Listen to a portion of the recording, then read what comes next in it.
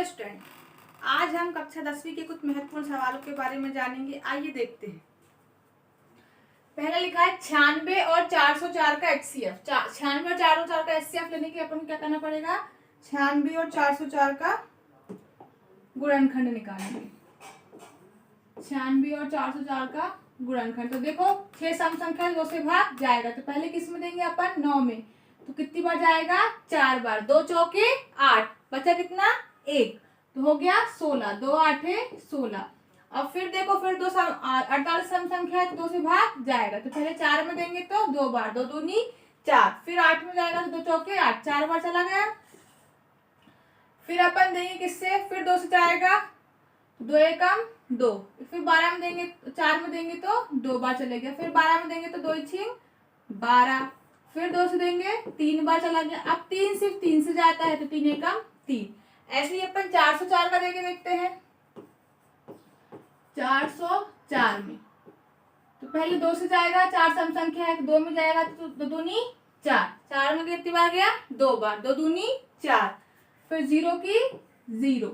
अब फिर 4 में जाएगा, 2 दूनी 4, 2 बार। अभी भी 2 है तो सम संख्या 2 से भाग जाएगा। पहले इस 2 में देंगे तो 2 एकम 2, 1 बार गया। फिर इसमें देंगे तो 0, फिर यहाँ पे 2 एकम 2। अब 101 ऐसी संख्या जिसमें स्वयं का भाग जाता है या 1 का, तो अपन किसमें देंगे? 101 में 101 का ही भाग देंगे। तो यहाँ कितनी बार आ गया? 1 बार। अब यहाँ पे अपन लिख देंगे 96 का गुणनखंड क्या होगा? 2 कितनी बार 2 है? 1 2 3 4 5। 2 गुणित 2 गुणित 2, 1 2 3 4, 5 बार हो गया गुणित 3। ऐसे 404 का लिख लेंगे 2 गुणित 2 गुणित 101। अब अपन को देखना है यहाँ पे क्या कॉमन है। क्या कॉमन है यहाँ पे? 2 गुणित 2, तो यहाँ पे लिख देंगे HCF बराबर 2 गुणित 2, आ गया 4। तो इसका उत्तर क्या आ जाएगा? 4। HCF हो गया 4। ऐसे अगला देखो 6 और 20 का HCF। 6 और 20 का HCF निकालने के लिए अपन क्या करेंगे? यहाँ पे अपन 6 का निकाल लेते हैं और यहाँ पे अपन 20 का निकाल लेते हैं। तो पहले 6 का देंगे तो कितनी बार जाएगा? 2 से देंगे, कितनी बार जाएगा? 3 बार। 2 ही 3 6। अब 3 का भाग सिर्फ 3 में जाता है तो 3 एकम 3। ऐसे ही अपन इस 20 में करेंगे तो 2 से जाएगा क्योंकि सम संख्या है। पहले 1 में देंगे 2 एकम 2, फिर यहाँ पे 0। अभी भी जाएगा 2 से, 2 पंचे 10, 5 बार। अब 5 सिर्फ 5 के पहाड़े में आता है तो 5 एकम 5, 1 बार चला गया। अब यहाँ पे लिख देंगे गुणनखंड 2 गुणित 3 और 20 का हो गया 2 गुणित 2 गुणित 5। तो HCF बराबर क्या हो जाएगा? दोनों में कॉमन क्या है? सिर्फ 1 बार 2 कॉमन है तो HCF हो जाएगा 2। तो यहाँ के उत्तर में अपन क्या लिख देंगे? 2। अगला क्या है?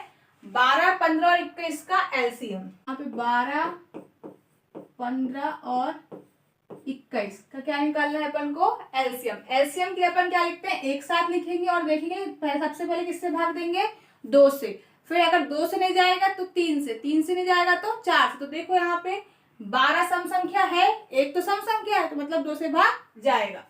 तो 2 से देंगे 12 में तो कितनी बार जाएगा? 6 बार। 2 6 12। 15 में नहीं जाएगा तो 15 को ऐसे ही लिख देंगे। 21 में भी नहीं जाएगा तो 21 को ऐसे ही लिख देंगे। अभी भी देखो 6 सम संख्या 2 से भाग जाएगा तो कितनी बार जाएगा? 3 बार गया। 15 से नहीं जा रहा, 15 ऐसे, 21 ऐसे। अब यहाँ पे क्या बचा? 3 15 और 21। अब देखो 15 भी 3 के पहाड़े में आता है, 21 भी 3 के पहाड़े में आता है और 3 तो 3 के पहाड़े में आएगा ही। तो यहाँ पे 3 से देंगे, 3 एकम 3, 15 में गया 5 बार। 3 5 15 और 21 में देंगे 3 7 21, 7 बार। अब देखो एक तो है कॉमन 5 में, 5 ही का भाग जाता है तो यहाँ से देंगे तो 5 एकम 5, 1 को ऐसे लिख दिए, 5 को एकम 5 और 7 में जाएगा, 7 को ऐसे लिख दो। अब फिर 7 में देंगे तो कितनी बार चला जाएगा? 1 ऐसे रहेगा, 7 का भाग सिर्फ 7 ही में जाता, 7 एकम 7। तो अब इसका एलसीएम क्या हो जाएगा? यहाँ लिख देंगे एलसीएम 12 15 और 21 बराबर कितना हो जाएगा? 2 गुणित 2 गुणित 3 गुणित 5 गुणित 7। इनका अपन गुणा कर देंगे तो हो जाएगा ये 2 दूनी 4, 4 तिया 12, 12 पंचे 60 और 60 गुणित 7 करेंगे तो 6 7 42 आ गया 420। तो एलसीएम कितना निकल गया इसका? 420। ऐसे ही अगला सवाल देखते हैं। अगला सवाल क्या लिखा है, द्विघात बहुपद ax² plus bx plus c के शून्यकों का योगफल।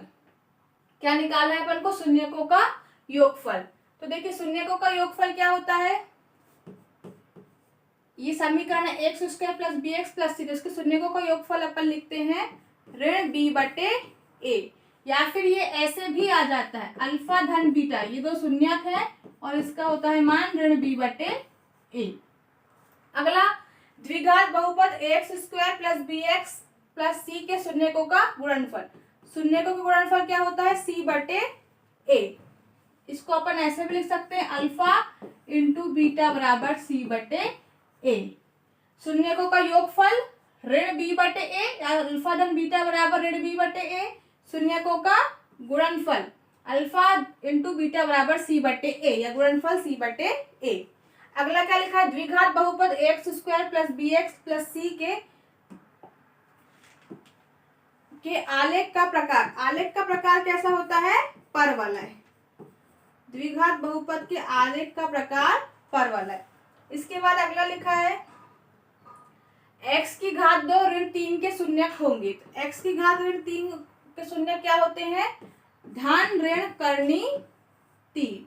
x की घात 2 ऋण 3 के शून्यक क्या होंगे, धन ऋण करनी 3। अगला, द्विघात बहुपद के कितने शून्यक होते हैं, त्रिघात बहुपद के। त्रिघात मतलब जिस बहुपद की घात 3 हो। 3 घात है तो शून्यक भी कितने होंगे, 3।